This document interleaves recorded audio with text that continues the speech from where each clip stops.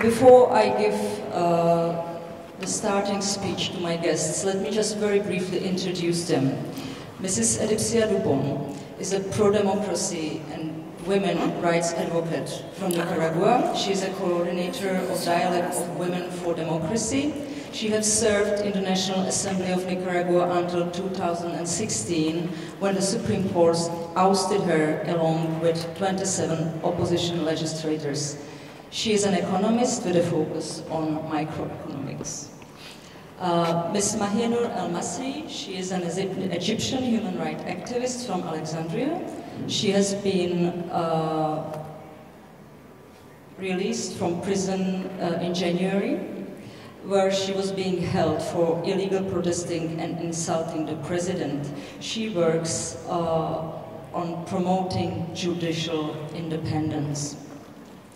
And Mrs. Hülya Gülbahar is a human rights lawyer and Turkish women's movement activist. She has co-founded several women's organizations which monitor the portrayal of women in the media, focus on gender equality, and support women in politics. Now, let me ask Mrs. Dubón for your first speech, because the ladies will just introduce themselves and introduce the situation in their country and introduce their activities in the first 5 minutes, and then we will lead the discussion together. So, please. Buenas tardes. Gracias por esta oportunidad de compartir con ustedes la situación de Nicaragua. Mi exposición va a ser en español. Good afternoon, everybody. I'm very glad that I can tell or share the situation in Nicaragua, and I will speak in Spanish. Comenzaré con un relato corto de una historia larga. I will start telling you a very brief history of a history that is very long. Mi país, Nicaragua, inició el siglo XX con una dictadura. In the 20th century, my country, Nicaragua, started with a dictatorship. La dictadura de 16 años del general Zelaya. It lasted 16 years, and it was the dictator Zelaya. Fue derrocada por un levantamiento armado. And then it was finished with the armed forces uprising. Después se dio lugar a una intervención militar extranjera. After this came the foreign military intervention, que se extendió de 1909 a 1933. Since 1909 till 1933. Un año después se instaló la dictadura somocista, que duró 45 años. Only 1 year later started Somoza dictatorship that lasted for 45 years. Hasta 1979. And it finished in 1975. Que fue derrocada por una cruenta insurrección armada. Then it was finished by an uprising that was very cruel, and it was again the uprising of armed forces. En los años 80, los nicaragüenses vivimos una guerra civil. Then in the 80s, we experienced the civil war. Entre sandinistas y antisandinistas. It was the war between the supporters of the Sandinist movement and those that were against them. Luego, muy brevemente, empezó un proceso de transición democrático. Then, for a short time, started the process of the democratic transition. En 1990 llegó la paz. And then, finally, in 1990, the peace came. La paz fue conquistada por la vía de elecciones libres. And we achieved this peace thanks to the free elections. Por el respeto al voto popular. And it was thanks to the fact that the popular vote was respected. Por primera vez en nuestra historia. It was really for the first time in our history. Sin embargo, hoy por hoy, los nicaragüenses nos encontramos en una circunstancia terrible, una tragedia. But nevertheless, now we people from Nicaragua are in a very bad situation. It's really a tragedy. En el 2007, Daniel Ortega llegó al poder. In the year 2007, Daniel Ortega came to power. E inició un proceso de demolición sistemática de la democracia representativa de nuestro país. And he started the process of the systematic demolition of the democratic systems of our country. Eliminó el Estado de Derecho. He totally destroyed the state of rights. Burló la voluntad popular utilizando distintos mecanismos. And he really mocked the popular will because he destroyed the democratic mechanisms. Destituyó arbitrariamente de sus cargos debidamente electos a diputados, alcaldes y concejales. And he also removed from their positions those that were elected in a democratic way, both the deputies and Lord Mayors and other representatives of the people. Y legalizó organizaciones políticas y anuló la independencia de los poderes del Estado. He also abolished the power of the people. Controló las Fuerzas Armadas y la Policía Nacional. He also got control over the police and the armed forces. No estábamos hablando de una democracia imperfecta o de un autoritarismo competitivo. We are speaking about the imperfect democracy or of the authoritative Competitivo. or the competitive dictatorship. El 18 de abril de este año, la acumulación de todos esos agravios políticos, económicos y sociales In April 18th of this year, the accumulation of all these grievances, both economic and political, rebasó por fin la paciencia del pueblo de Nicaragua. overwhelmed the patience of the people of Nicaragua. Y estalló una rebelión cívica encabezada por jóvenes. And it was the beginning of the popular revolution led by young people. Que le está costando al pueblo de Nicaragua 6 meses de protestas masivas. And there are already 6 months when the people of Nicaragua are protesting in very big numbers. Con más de 400 personas asesinadas. Already more than 400 people were killed. 2.000 personas heridas gravemente. 2,000 people were injured. 438 personas detenidas. 438 people were put in prison illegally. De las cuales 232 tienen procesos judiciales abiertos. And of these, 232 are now being under the processes that started. Y de ese número, 36 son mujeres. And of these, 36 are women. Que su único delito ha sido protestar cívicamente. And the only crime that they have committed was that they protested in a pacific way as civilian people. Tenemos un sinnúmero de desaparecidos. We have a big number that we really don't know the exact numbers of those that disappeared. Parece un reporte de guerra, pero no lo es.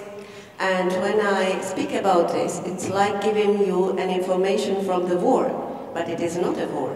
En estos minutos tan cortos, no puedo hablar de mí cuando la situación más grave es la que está sufriendo mi pueblo. In this short time that I have at my disposal, I can't speak about myself when the situation that is facing my people is so serious. Estas agresiones no distinguen sexo, no distinguen color, no distinguen ideología. This aggression doesn't make difference between the color, between the sex, the gender, anything. Están dirigidas solamente a aquellos que se oponen a la opresión de un régimen que quiere quedarse en el poder. It is against all that want to stop the aggression of the regime that is against the democracy, against the civic rights. Thank you very much. Let me ask Mrs. Hülya Gülbahar now for her introduction word. Merhabalar. Dobrý den.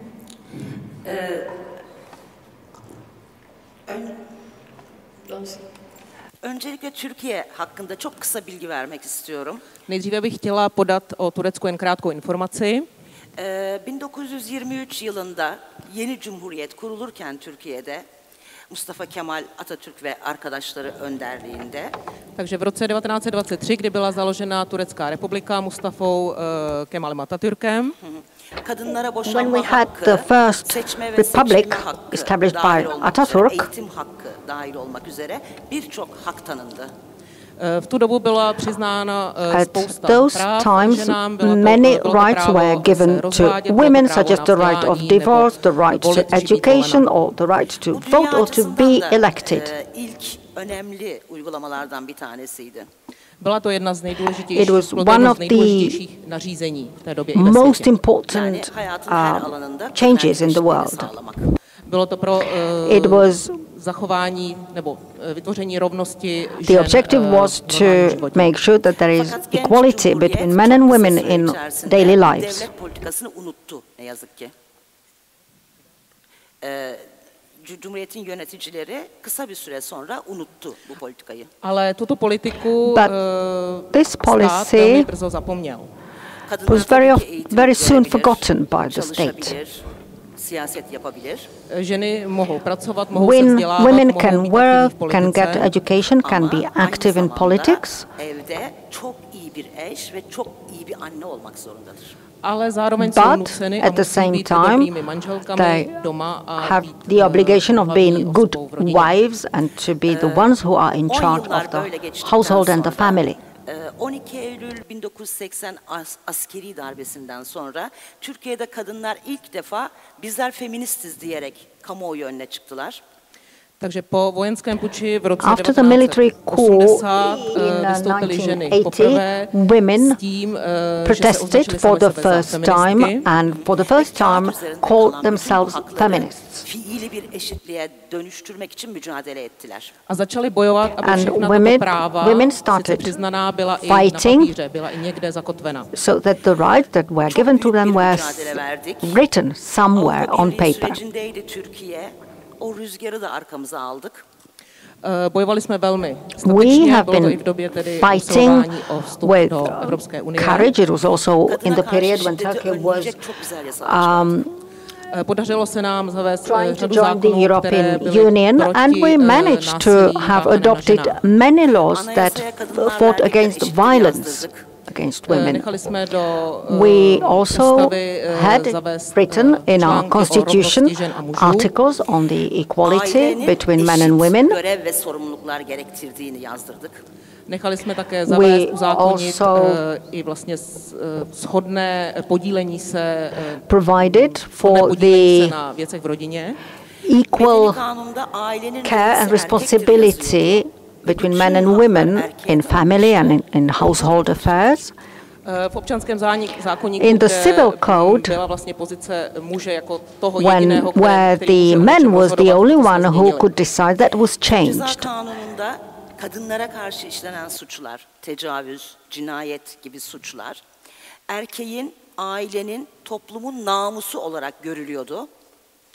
Takže dosáhli jsme i změn v trestním We zákoníku. also Týkalo se to introduced především changes in the násilí criminal páchané na ženám, code znásilnění that a podobných relates trestných činů. in particular to Erkek bir violence erkeği against women, öldürdüğünde rape and similar müebbet hapis acts. alırken Že pokud muž zabil muže a For instance, if dostalo se mu tedy man killed vězením, bir erkek woman, namusumu he temizledim was diye bir put kadını to prison. öldürdüğünde 2,5 yıl yatıyordu.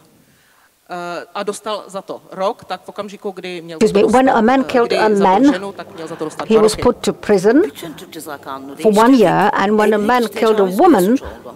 he was Všechny put to zákony prison for jsme 2 years. změnili, We changed many laws, Tecavüz, koca. násilí vlastně páchané v rámci And, manželství jsme taky uzákonili, respektive udělali jsme proto, aby we bylo uzákonit also něco proti tomu dělat. Her şey çok güzel had gidiyordu. put into Všechno legislation šlo that velmi pěkně. violence in a family is also violence. So it all went Ale well, přišla k vládě but vládnoucí strana then AKP. AKP came to power, And Ve şimdi kazandığımız bütün bu hakları koruyabilmek için mücadele ediyoruz. A dneska bojujeme proto, aby jsme všechna tato práva, která jsme získali, jsme si udrželi. Fighting again to preserve all the rights we have already established. In Turkey, we have very strong women movement. Všechny zákony, které jsou dneska na all the laws that is today on paper, existuje a funguje. All the laws that we have adopted still exist. İnanmıyoruz. Kadınlarla erkekler eşit değildir kampanyası var. Ale stále tady přítomná kampaň, která vlastně there is also o tom, že a campaign in place that says that men and women are not equal. 3 ya da 5 çocuk doğurmalı.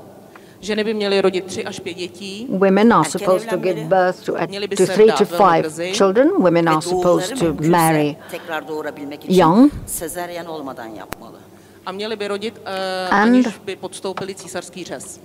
Men should give birth without having the option of a cesarean. So this is the current situation in Turkey.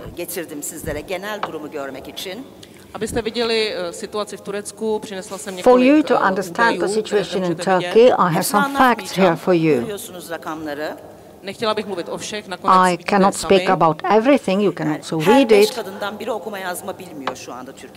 V tuto chvíli jedna žena Right z 5 now, stále ještě neumí číst a psát. out of 5 women cannot read and write. Hükümetin kampanyaları nedeniyle kız çocuklarının %74'ü ilkokuldan sonra devam etmiyor. %74. 74% dívek of se girls po ukončení základní školy dále nevzdělává. do not get any education after the primary school.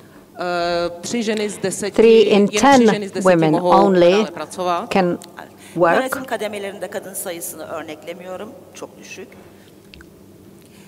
İstihdamda kadın oranları şöyle aşağıya doğru gidiyor, eski bir şey. Takže zaměstnanost žen klesá. It means that the employment of women is going down. A je v Turecku přítomno neuvěřitelně velká míra násilí páchané in Turkey we witness great violence against women. V Turecku byla vždy In Turkey, there has always been quite a lot of violence against women, similar to other countries. Kadınlar da çok fazla hak kazandı. Bunları geri almalıyız diyen politika nedeniyle boşanmak isteyen kadınlar, çalışmak isteyen kadınlar, çalıştığı ve kazandığı geliri kocasına vermek istemeyen kadınlar öldürülüyor. Ale ženy, které se chtějí nechat rozvést, ženy, women které who chtějí want pracovat to po své divorce, vůli, tak women who want to work are někdy smrti. Very often confronted with violence and sometimes with threats to their lives. 2009 yılına kadarki kadın cinayetlerinde, bunlar şiddet değil cinayet rakamları, artışı görüyorsunuz. In the table that you can see, you see the evolution between 2002 and 2009. Son rakam budur. 2009 yılının ilk 7 ayıdır o son rakam. 2009 ay içinde öldürülen or kadın 2012, you see the evolution of criminality committed against women. The last column is the number of women who had been murdered in 2009, and that accounts only for 7 months of 2009. Right at this moment, every day, at least 3 women are murdered. Cins kırım yaşıyoruz. Femicide. Takže je to něco, co není asi vídáno v žádné další zemi. Tato vlastně, this is something that you cannot see in other countries, these criminal acts committed against women. Bu kadın cinayetleri rakamında da 2009 yılı için 171 kadın öldü diye sonradan değiştirmeye çalıştılar. V Turecku se nedá věřit žádným číslům, žádným statistikám. You cannot really have confidence in figures or statistics. Snaží se vlastně, vládnoucí kruhy se snaží i ty statistiky měnit. The politicians change the statistics. Bütün göstergeler sürekli aşağı iniyor ve şu anda Türkiye Dünya Toplumsal Cinsiyet Eşitliği sırasında geçen sene 130'du, şimdi 131 oldu. Düşüyoruz sürekli aşağıya doğru. A stát vlastně, který nevěří rovnosti mezi ženou a does not promote equality between men and women registers figures as those shown to you. I do not want to talk too much, just the last point. Kadın erkek eşitliği hem temel insan hakları konusunda hem de demokratik kurumlar konusunda çöküş yaşıyoruz. Bu çöküşe nasıl geldik? My v tuto chvíli v Turecku zažíváme velký úpadek všeho, lidských práv žen a tak dále. Ale proč tomu tak je? Degradation of everything, including women's rights. But why? The opposition in Turkey made many mistakes, of course. Çok önemli bir bölümü bu siyasal İslam'a demokrasi ve fikir özgürlüğü diyerek güç verdi.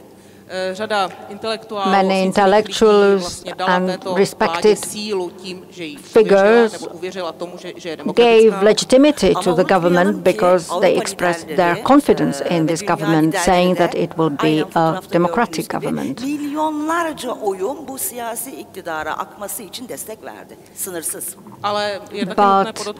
But we should also point out that many European leaders also helped the situation. Ne yazık ki anayasal hukuku korumak için, demokrasiyi korumak için Avrupa Konseyi bünyesinde oluşturduğumuz kurumlar da sınıfta kaldı. Üzgünüm. I'm afraid many European institutions also did not express the right attitude. Ve Venedik Komisyonu Türkiye yargısının ve Anayasa Mahkemesi'nin çöküşüne giden sürece onay verdi. Řada věcí se dělá v tomto směru a například i Benátská komise. There have been some steps such as the Venice Commission that also encouraged the process. At the moment, but we definitely get to the role of European Union and the development in Turkey later on in the discussion part. So thank you very much. And please let me give the introduction word to Ms. Mahienour. Thank you. Thank you so much. I really feel very honored to be in such a panel, especially that it's a women panel. That's one thing. The other is that I feel that I'm from the very lucky few Egyptians who are able, to talk about the crimes of the Egyptian regime. The thing is that to give you a background of the position of the army in the Egyptian politics, I have to go a little bit backward and give you a historical background. In 1805, the modern Egypt had been formed by Muhammad Ali. At the time, who wasn't an Egyptian, but when he thought of making a modern Egypt, he thought of making an army. And this is the position of the army until now. Egypt is based mainly on the army. In 1952, happened the Free Officers Movement, where they were army officers who ousted King Farouk at that time. And from that time, 1952, until 2011, we've been ruled by 4 presidents. All of them are from the army. That's one thing. The other is that actually in the budget, in the general budget, the balance of the army and the arms are totally secret. So we cannot actually check on the balance of the army.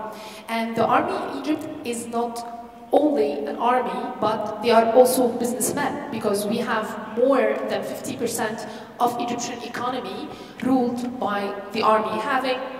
They are the ones who put the laws, they are the ones who actually apply the laws, and so all the time they have all the power in their hands. In 2011, of course, most of you have heard of the Egyptian revolution as part of the Arab revolutions. I will not say Arab Spring because I hate this term, because change, revolution is not a season, it's not like a moment, it's actually a historical process that we have all to believe in, and it has its ups and downs. So I'm coming from a different background, I'm a little bit optimistic, though that actually the situation in Egypt is horrible, but I think this will not last forever. So in Egypt after 2011, the Supreme Council of Armed Forces had stayed in power until 2012, and then there happened the elections. Muslim Brotherhood had been elected with like a very tiny percentage of winning in front of a general coming from the old regime. But then the Muslim Brotherhood didn't actually, because in my point of view, they have the same essence as the army. They are very reactionary and capitalists as well. So the president actually got more power to himself through constitutional declaration. So people, and the economic situation actually started to get worse. So the people thought of protesting once again and asking for early elections. That happened on the 30th of June, but being backed by the army then on the 3rd of July, this movement, huge movement, like millions and millions of people on the streets, like the army hijacked this and they declared that there will be this interim president for a while until there will be an election. And from now on, we have a Sisi. Okay, so who's a Sisi? Sisi actually, I think, is the most intelligent dictator all over the world. He's supported by the US, Russia, Saudi Arabia, Gulf, and even North Korea. He has like good relations with them. I think no other dictator ever had this kind of thing. And according to that, actually, we have more than 80,000 political prisoners in Egypt. We have also the number of capital punishment for political prisoners had been raised. Like, we don't have very precise numbers because this is something very hard to do in Egypt, but the estimations is that we had 2,000 Egyptians that had been ruled to have death sentences from late 2013 in the first instance. From just, like, this is very precise, but from December 2017 until now, 44 had been executed. We have also 55 people are waiting to be executed. They have their final decision as well. We actually, Sisi also had made this kind of arsenal of laws. So we have now new laws that actually prevent us from doing anything. Like, we have the protest law. I like to say the anti-protest law because it all the time prevents us from protesting. We have the new electronic crime laws. So, for example, if you are a Facebook user and you have like thousands of friends, which is something very common in the Egyptian society because we are 100 million people, so you will be treated as if you are a media agency, and you will be actually maybe put to jail by charges of spreading false news, for example. We had more than 500 sites, internet sites, that had been blocked, and we have actually parliament bills asking for. In Egypt, we don't have a law against homosexuality, but actually people are arrested by the charges of debauchery. But one of the things that Sisi's regime want to do as well is to issue a law to criminalize homosexuality. We have also now a new law that actually prevents us from criticizing historical figures. This is like a very wide word that doesn't mean anything at all. And we have also the trade unions and labor law that now prevent us. Like, this was one of the gainings that we got after the revolution, is to form independent trade unions, which was actually the most important thing for people to start organizing themselves. So now we are not allowed to have independent trade unions. They are only the general federation that belongs to the regime, of course. And of course we have hundreds of NGOs, like we have the NGO laws that now prevent us from forming new NGOs or like other NGOs to like receive any kind of fund, and many like activists have been facing like trials because of that. So the thing is that that's my final thing. I know that it's very important to talk about like the rule of like not only Europe, not only Czech, because actually in Egypt, if any of you like went one day to Sharm el-Sheikh, for example, or like such beach places, remember that hundreds of kilometers just away in Egypt, there are policemen who are armed, killing innocent people by Czech weapons. So actually, we have handguns imported from the Czech Republic. And there's another thing, probably Sisi will be coming, because it was declared that he will have an official visit to Czech Republic before the end of the year.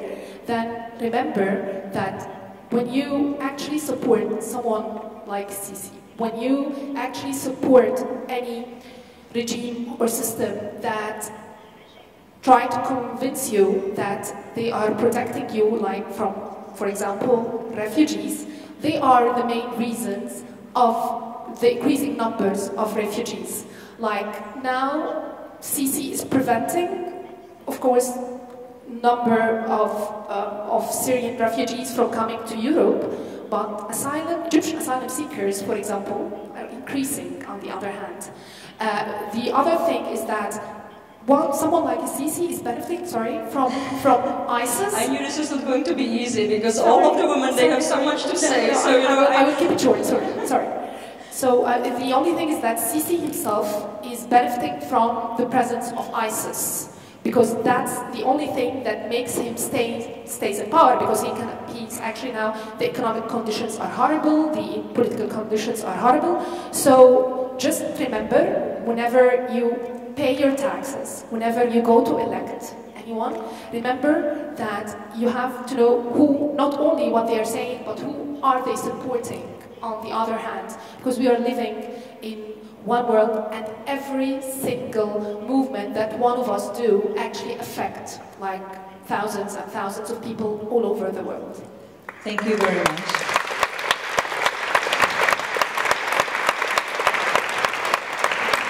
Now we are going to be really quick because we have like 30 minutes for questions in the discussion. But you have touched very important topics, both of you, and it's the influence of foreign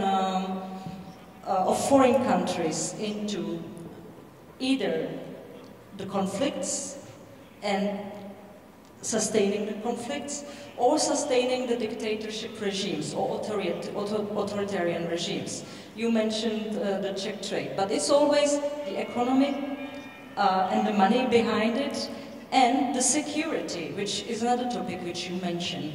Can you maybe describe how does this foreign influence and the economical interest of each respective countries influence the sustainability of the authoritarian regimes in your countries? Maybe let's start with Nicaragua. Gracias, Teresa, por esa pregunta que creo que es vital y que además hace un match con el panel anterior. Thank you very much for this question. I think that it really coincides with what we said before already. El régimen de Ortega no se puede entender sin la cooperación petrolera venezolana. It's not possible to understand the Ortega's regime without the cooperation with the Venezuelan oil-producing companies. Ortega, en 11 años, recibió 4.500 millones de dólares. During 11 years, Ortega got $4,500 million. Lo que le permitió construir un holding empresarial para competir en una economía tan pequeña como la nicaragüense, con 5 grupos empresariales. And thanks to it, he could make holding, and thanks to this he could compete in such a small country as Nicaragua with 5 other big companies. Que le permitió establecer entonces una alianza empresarial con esos sectores. And he could make also the entrepreneurship alliance with those sectors. Él le garantizaba control social. I'll guarantee to them the social control. No habían huelgas. Because there were no strikes. Pero ellos, los empresarios, no intervenían en política. But then the businessmen didn't interfere into the politics. El acuerdo tuvo alcances constitucionales. And then the agreements also had to do with the Constitution. Ellos estuvieron de acuerdo en que se viniera demoliendo paso a paso la democracia representativa. Because it was also thanks to it that step by step the democracy was demolished. En mi ejercicio parlamentario pude observar cómo la legislación antes de llegar a la Asamblea Nacional era acordada entre el Frente Sandinista, sus diputados y la Cámara Empresarial Nicaragüense. When I was a deputy, I could see how, before the laws got to the parliament, it was agreed already between the Sandinist front and also the Chamber of Commerce. Esto podría tener sentido si estuviéramos hablando de un régimen que se declara neoliberal. It could have some sense if we would be speaking about the regime that says that it's neoliberal. Pero Daniel Ortega se declara sandinista, socialista, cristiano y solidario. But Daniel Ortega says that he's Sandinist, that he's socialist, that he's Christian democratic. No es cristiano porque no ha tenido piedad en matar a diestra y siniestra a los nicaragüenses. No es cristiano. He's not Christian.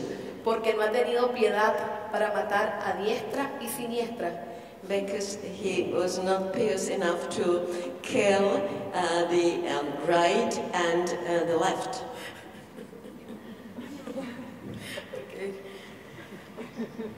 No es socialista porque no ha repartido la riqueza ni ha generado justicia social. He's not socialist because he has not shared the wealth and he was not just in social issues. El 80% de la población en Nicaragua 8% of the citizens of Nicaragua vive en el sector informal. They are living in the shadow economics. El 20% está constituido por personas que están en la sobrevivencia. And 20% of the people are really only living, well, it's for them very difficult to live, to survive. Mientras ellos, con ese dinero de la cooperación, se convirtieron en unos nuevos ricos. But those that are representing the regime, thanks to that money that comes from the cooperation with the businessmen, they became the new rich people of the country. Mrs. Gülbahar mentioned the influence of European Union on the development of the authoritarian regime. It was actually on the, during the past, it was the contrary. It was actually the need, or not the need, but let's say Turkey wanted to join the European Union, and that's why it made many pro-democratic changes in past years. What changed afterwards, and why do you see the role of European Union, and you mentioned Angela Merkel, as negative in the development of the situation in Turkey?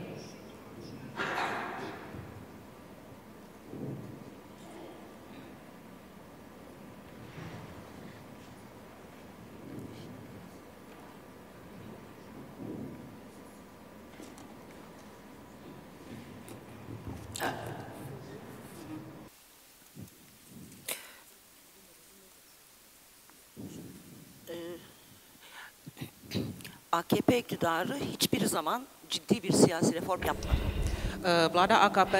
The AKP government never made a proper reform. Demokrasiye inanmadığını her zaman söyledi. They always claimed they didn't believe in democracy. Gerekli durağa gelince inilecek bir araçtır, otobüstür dedi. They claimed that democracy is a carriage that is taking them to yet another stop. Reformist bir AKP dönemi olduğuna inanıyor. Uydurdular, öyle bir şey olmadı. Nevertheless, Europe has believed to an extent that Turkey is taking a direction towards democracy, that there was a reform, but there actually never was. Kendi gündelik ekonomik ve siyasi çıkarları için bu iktidarı desteklediler. A number of European countries has supported Turkey, but actually they supported their own economical interests.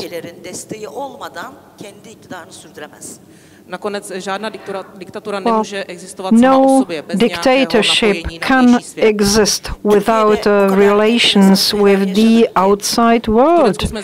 In Turkey, we've had very many interesting events and developments. Mülteci hakları konusunda 10 insan hakları aktivisti bir toplantı düzenledi. Last year, 10 activists organized a meeting, and the focus was women's rights, children's rights, immigrants, just ordinary topic of our digital age. And one of the speakers, one of the participants, was German. Another one was a person with dual citizenship of Sweden and the US.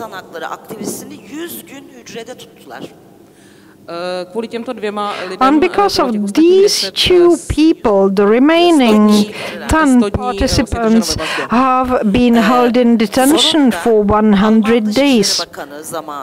Türkiye'ye geldi gitti. Eski Başbakan Schroeder geldi gitti. Bir rehine pazarlığı yapıldı.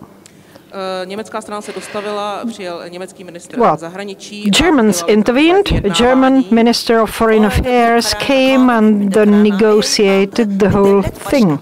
Rehine pazarlığı yapma yetkisi verildi açıkça Türkiye'nin.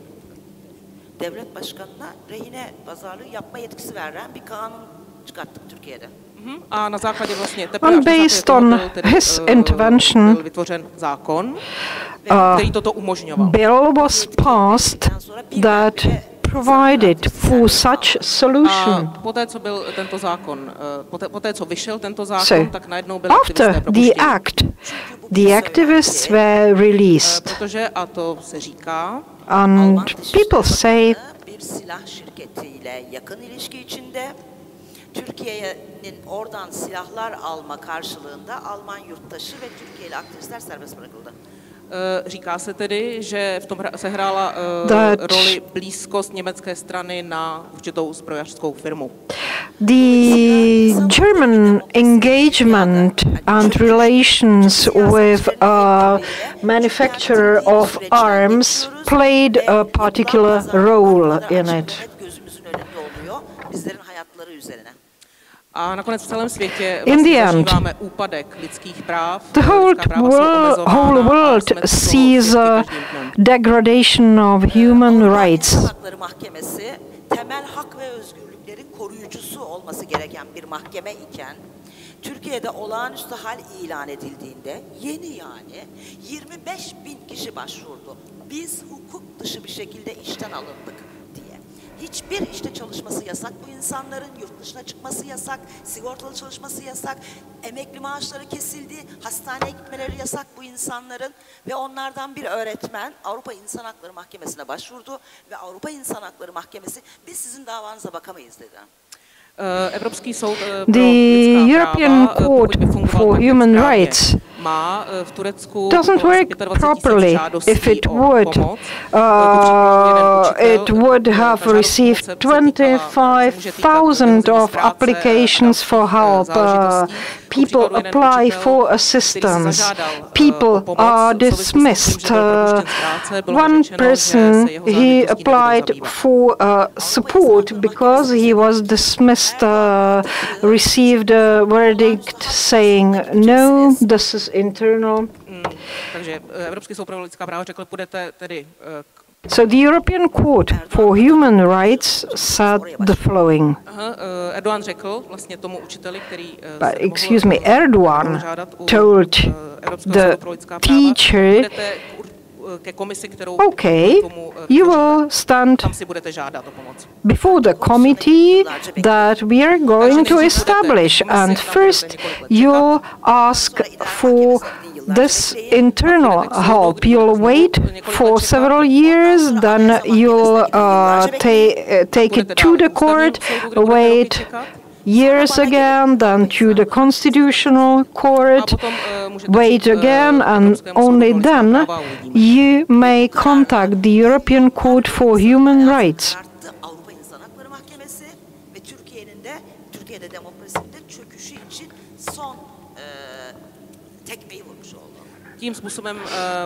So this is how the lives of people in Turkey are jeopardized. They are not allowed. It's impossible for them to contact the European Court for Human Rights.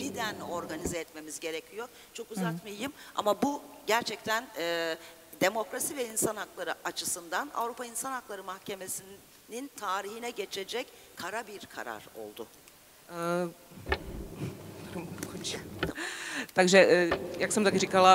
As I have also said several times, democracy. Mrs. El-Massry, you mentioned the Czech influence you mentioned one particular thing in sustaining the dictatorship in your country. Usually people, though, and politicians as well, and you can't deny in a way that in some cases they could be right. They argue with the security, you know, that it's better for the security, and many people, even in Turkey, when I was talking to normal people on the streets, they told me, you know, but we feel security with Mr. Erdogan. That's why they vote for him. He got almost 50% of votes in the elections. The same for President Sisi. You know, it is quite paradoxical situation that in Egypt the elections were won by the Muslim Brotherhood, which many though, and in Europe and in the West, they take it as a kind of danger to the democratic, even though you can't really describe it as a democratic development, but to the security of the region.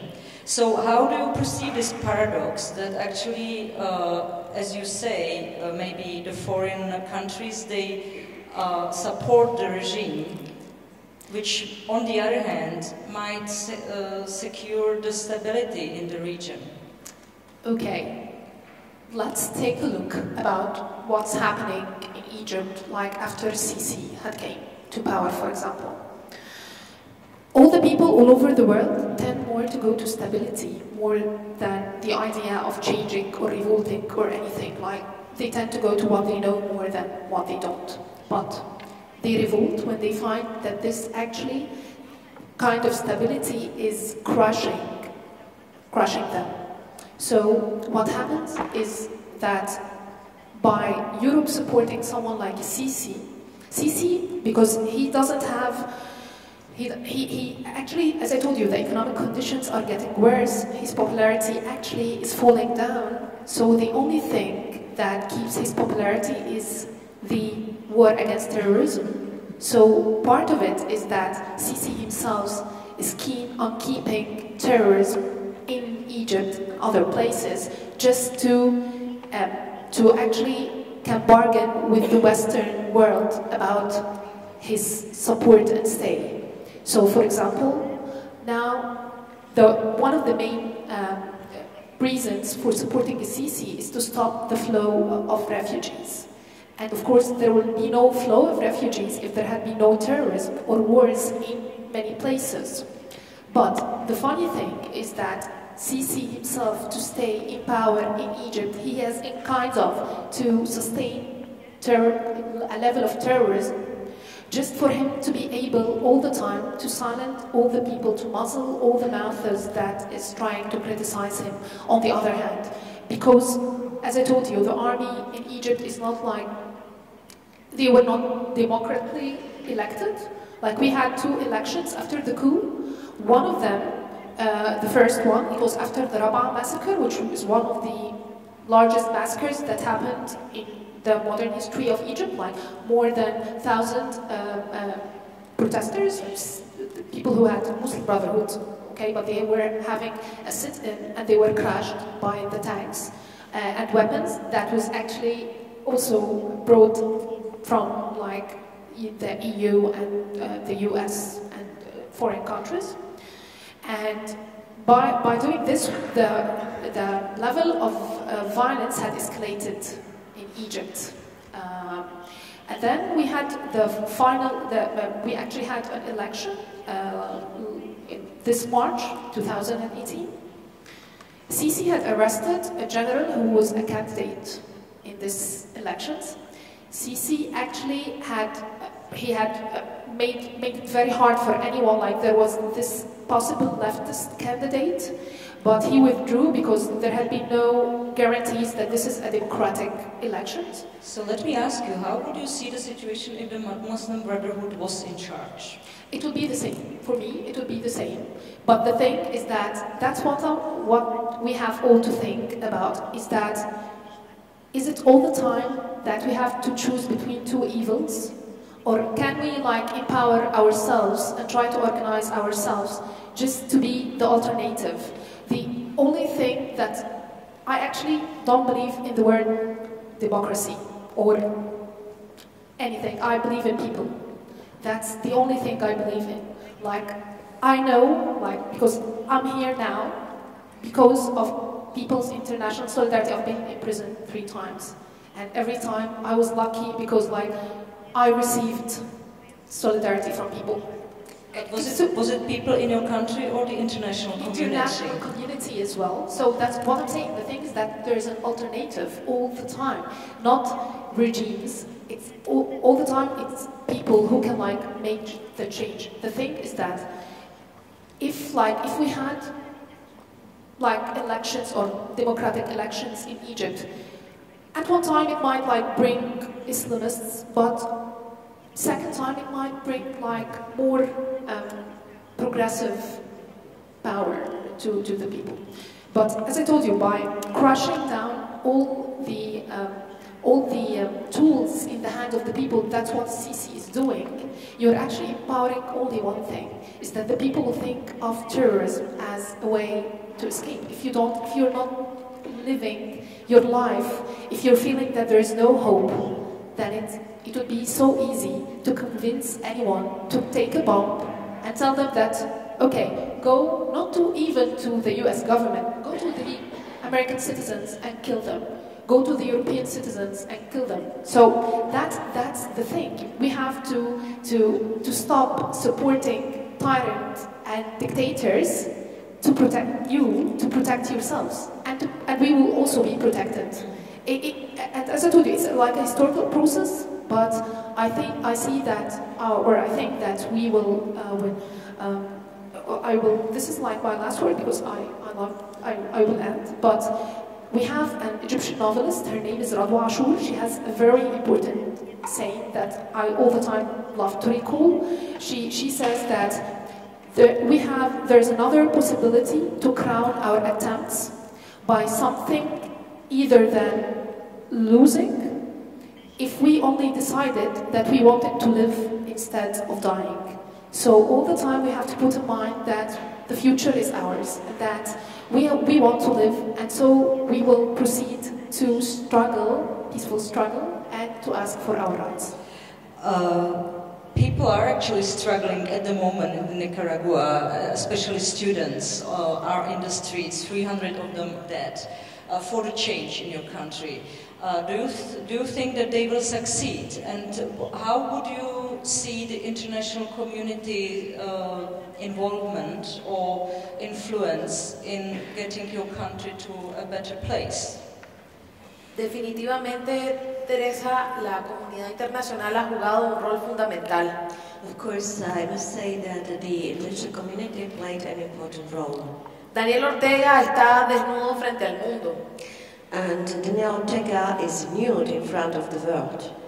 Porque la Comisión Interamericana de Derechos Humanos, because the Inter-American Commission of the Human Rights, se instaló en Nicaragua el 21 de mayo, that was established in Nicaragua 21st of May, y pudo observar con detenimiento todas las agresiones y violaciones de derechos humanos que ese régimen cometió. And they could see very carefully all those violations and all those things that happened against the human rights in Nicaragua. El informe de la Comisión Interamericana de Derechos Humanos señala, and in the inform that was made by the Inter-American Commission of the Human Rights says que en Nicaragua se violó el derecho a la vida, that in Nicaragua the right for life was violated, la integridad física, the physical integrity of the people, el derecho a la salud, the right for health, la libertad personal, the personal freedom, la libertad de reunión, the freedom of gathering, el acceso a la justicia, the access to the justice, que hubo comisión de asesinatos, and there were also the killings, ejecuciones extrajudiciales, there were also executions without the just trial, torturas, people were tortured, malos tratos, and they were not treated well, y detenciones arbitrarias. and also they were arbitrarily detained. E igualmente, la Oficina del Alto Comisionado de Naciones Unidas, and also, in the same way, the Office of the High Commissioner of the United Nations hizo un reporte similar, they also made an inform that was similar. lo que le costó que tuviera que salir al día siguiente de Nicaragua por haber presentado ese reporte. And because of it, the functionary, the following day after presenting this report, he had to leave Nicaragua. Nicaragua fue sujeta de una reunión del Consejo de Seguridad de Naciones Unidas recientemente. There was also the meeting of the Security Council of the United Nations quite a short time ago that where Nicaragua was an issue. Y Estados Unidos por primera vez estará aplicando un tipo de sanción diseñado exclusivamente para un régimen corrupto y violador de derechos humanos como es el de Ortega. And for the first time, the United States will apply a measure that is against the dictatorship regimes like that one of Daniel Ortega. Dirigido exclusivamente a los que están involucrados en ese régimen. And it will be only against those that are involved in this regime. Los nicaragüenses no estamos solos. So it means that we, people of Nicaragua, we are not alone. Venezuela lleva 20 años luchando. In Venezuela, people are fighting 20 years. Cuba, casi 70. In Cuba, they are fighting for 70 years nearly. Y nosotros en 5 meses. And us, in some 5 months, somos un tema mundial. We became the topic for the world. Es una tragedia. It's a tragedy. Pero es una oportunidad. But at the same time, it's an opportunity. Thank you very much. We have the last 15 minutes, and I still really want to all give you one word about the women's rights, but very, very quickly. The situation of media in your country, because I think this is very, very important. There was an American journalist arrested in Nicaragua, I think just a couple of days ago. He is being held with basically no reason in custody. His things searched through. The same situation is actually in Turkey. If you could maybe, and in Egypt of course, if you could maybe very briefly describe the situation of media and the perspective of free press and free voice of people in your respective countries. Çok uzun bir operasyonla Türkiye'deki siyasi iktidarın yaptığı ilk iş medyanın %90'ından fazlasına sahip olmak oldu. One of the things the Turkish government tried to do was to get under control more than 90% of the media. Part of the journalists were dismissed, part of them was imprisoned.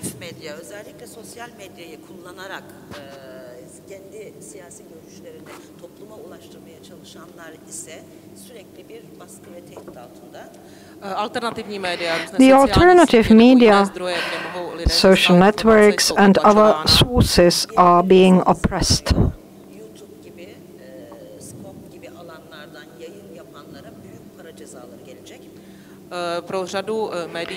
For a number of media, like YouTube, there is a law in the pipeline which foresees high penalties. All journalists and people working in media face imprisonment.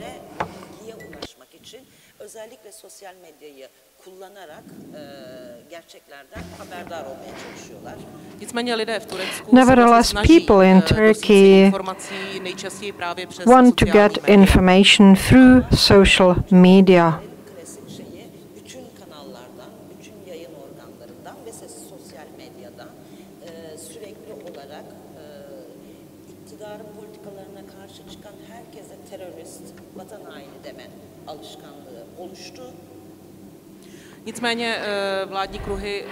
The government and the establishment often say that those who use social networks as a source of information betrayed their homeland and are the entire establishment anti-social elements.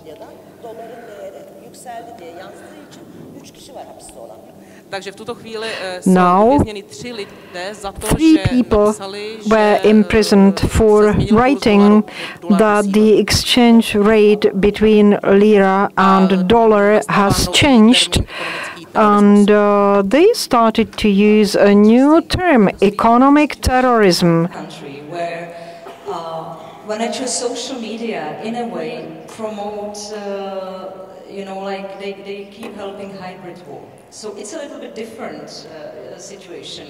What is the role of social media in Egypt? Okay, so for years, like before the revolution, the media was totally taken by the government and the system. But then when the internet started to come more to Egypt and the youth started using it, so we used like social media as an alternative method to counter the official news that is usually not true. And so before the revolution there had been this kind of a wave of bloggers that used to like, for example, put videos on torture in police stations or protests or whatsoever, so people would see it. And then, of course, in 2011, like the call for the 25th of January protests were through like social media, and like millions of people used it. Now you can see that the regime, because it's very afraid, had learned the lesson, and so we have this new law of electronic crimes, so we can be subject to high penalties if we wrote anything against the Egyptian state or the president. This is one thing. Actually, we have I'll be talking about mainly 3 cases just to give you a hint. We have 2 researchers One is Hisham Ghaffar. He had been in preventive detention for 3 years until now, and the problem is that he had been like, he is a researcher, so what all he do is that he tried to give numbers and statistics about like the situation in Egypt. The other is Ismail Skandarani. He was the only researcher researching on Sinai, and this is like a very critical find that the Egyptian government doesn't want anyone to talk about. We actually have a whole part of Egypt that Egyptian doesn't know anything about, like people in Sinai. They are totally isolated from them. He had been facing military trial and he got 10 years in prison. And then we have Amal Fathi. She is like an activist, and she used social media to talk about sexual harassment. And that's one thing. And she had been sentenced to 2 years in prison. And so you can see that the government thinks that social media, now we have more than, as I told you, more than 500 sites that is blocked. We cannot reach it. So the government all the time sees the social media as a weapon in the hands of the opposition or the people, the ordinary people, and the government doesn't want people to be organized.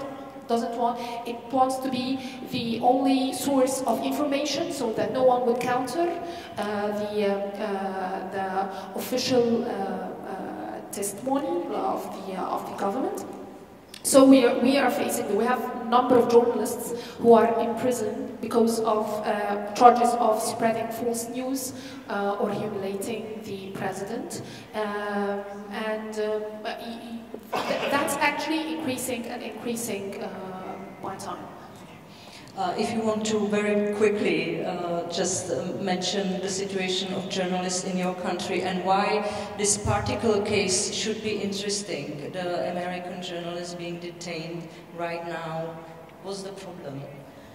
Bueno, realmente el régimen de Ortega Tereza vino cerrando los espacios de libertad de expresión y prácticamente en Nicaragua solamente tenemos 2 medios escritos, una empresa radial, y de los 14 canales de televisión que hay en el país, solamente 2 son prensa independiente.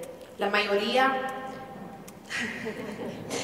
So, since Ortega came to power, he started to limit the freedom of the expression, and we have only 1 radio company, and then we have also 14 channels.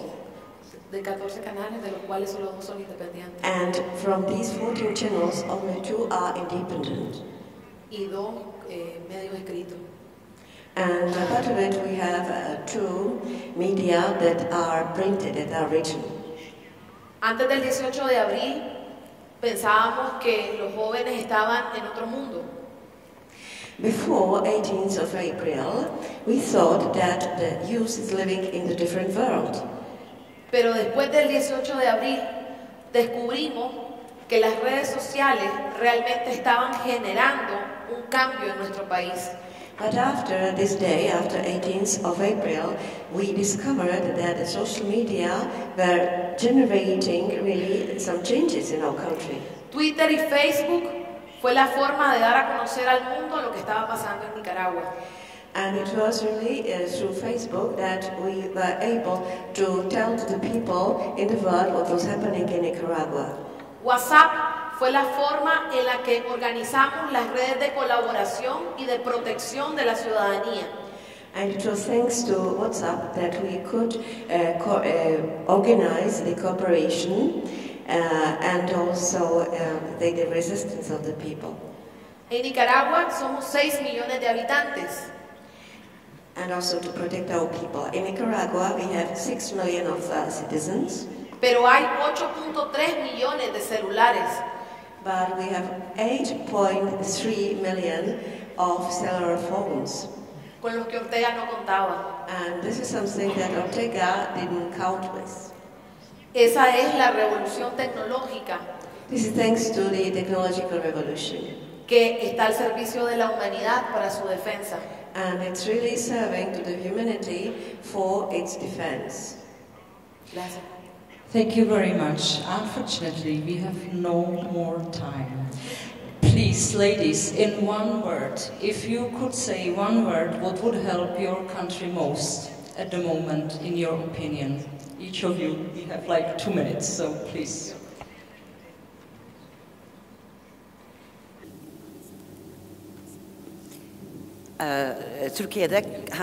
Türkiye'de kadınlar mücadele ediyor. Kadınların ve demokratların mücadelesine destek ve dayanışma bekliyoruz.